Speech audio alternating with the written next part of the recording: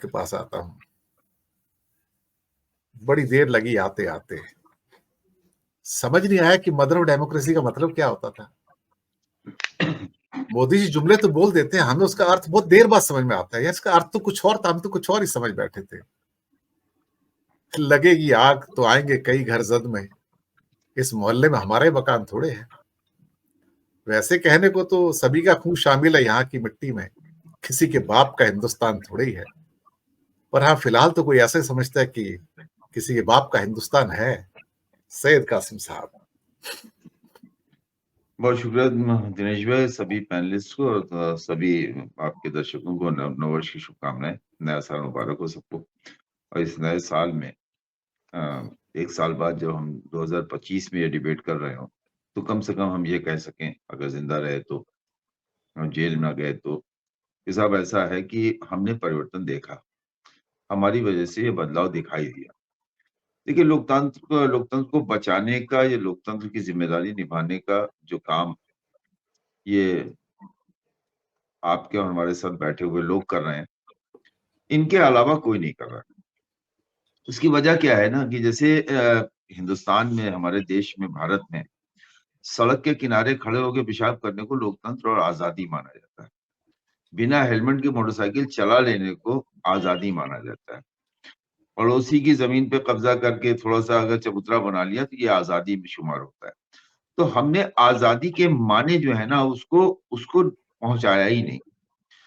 हमने जिन अंग्रेजों को भगाया है, मतलब आप कहते हैं ना अंग्रेज चले गए इस देश से, मेरे ख्याल से अंग्रेज जब रहे होंगे इस देश में तो मुट्ठी भर लोगों को अगर दिक्कत रही होगी तो उतने ही मुट्ठी लोगों को आराम भी रहा होगा।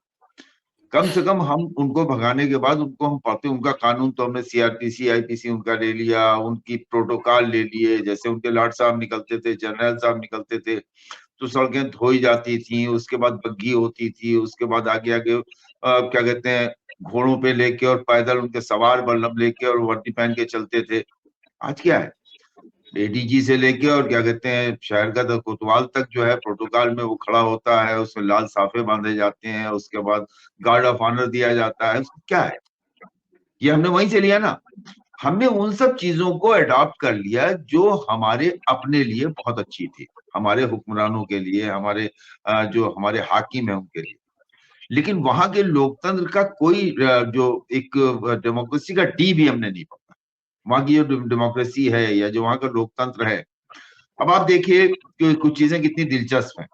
अभी मेरे पास अभी 6-7-8 महीने पहले वो मैसेज आया कि साहब आपका जो है आयुष्मान कार्ड जो है वो उसमें आप अपना आधार कनेक्ट करा दें। तो मैंने देखा तो 2013 का था, मतलब मनमोहन के जमाने की योजना। जब मैंने फॉर्म भरा था मनमोहन के जमाने की, और उसमें अब आधार कनेक्ट हो रहा, तो मुझे पता ही नहीं था कि मेरा भी आयुष्मान कार्ड है।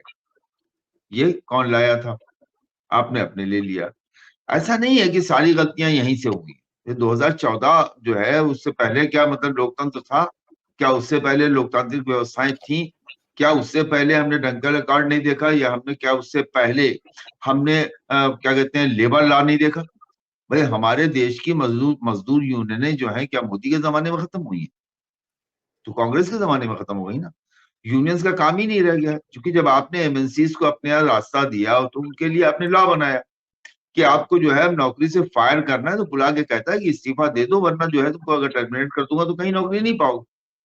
तो ये छोटी छोटी चीजें ऐसी हैं कि जिन पे हम और आप हर चीज की जिम्मेदारी जो है, या जैसे संचार क्रांति के जनक राजीव गांधी को कहा जाता है, वही लेके आए ना।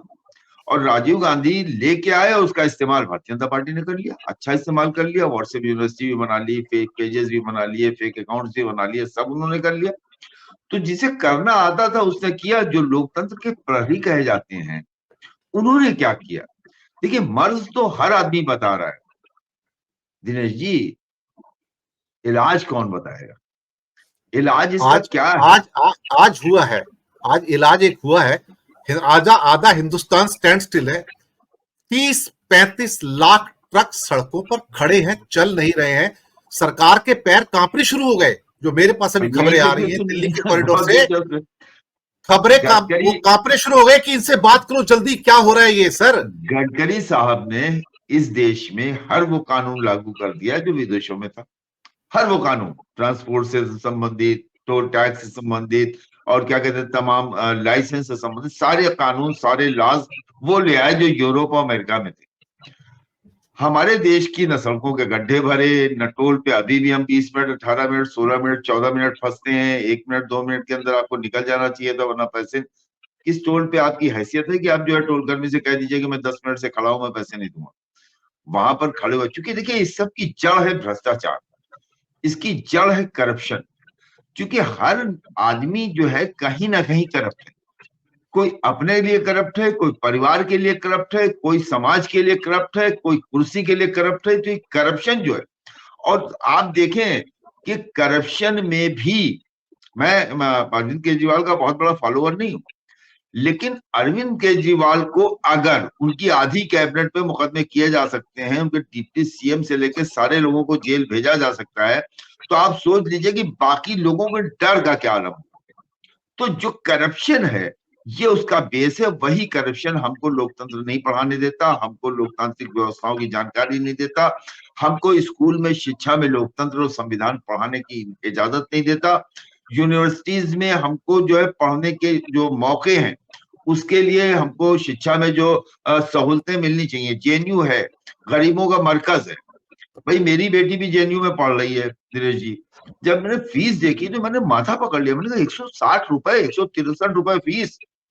तो जो जो संस्थान 163 रुपए फीस में पढ़ा रहे हैं, उनका इतना नाम है, उनके ऊपर हमले किए गए, तो वजह यह है कि वहां से कम एक पाठ पढ़ाया जा रहा था, कम से कम लोकतंत्र निकल रहा था। वो सड़कों पे निकले, जिंदाबाद मुर्दाबाद के लिए निकले, या उनसे निकले हुए जो इंटेलेक्चुअल्स हैं, लिखने वाले लोग हैं, जर्नलिस्ट हैं, पढ़ने वाले लोग हैं, वो कम से कम लोगों को अपने मैसेज के जरिए जगाने का काम कर रहे थे। मुझे लगता है कि ये जो समय है जिसमें आपने चाहे टर्की का नाम लिया हो, चाहे रशिया का नाम लिया हो, चाहे क्या कहते हैं उसका नाम लिया हो, कोरिया का नाम लिया हो, देखिए डिक्टेटरशिप हर दौर में हमारे देश में रही है, तरीके अलग अलग थे। हाँ, ये जरूर रहा कि मोदी ने उस डिक्टेटरशिप को जो राहुल की थी या सॉरी राजीव गांधी की थी, इंदिरा जी की थी, दूसरों, उसको और ज्यादा उसमें चाशनी लगा के बहुत खूबसूरत, और देखिए हुकूमत करना उनको आता है। वो लोकतांत्रिक देश में भी हुकूमत जो कर रहे हैं बिल्कुल राजाओं की तरह कर रहे हैं, कि अगर परिवार में राजा का बेटा भी राजा से बगावत करना चाहे तो सऊदी अरब में जैसे हम देखते हैं कि 20-20 साल से लोग कैद पड़े हुए हैं।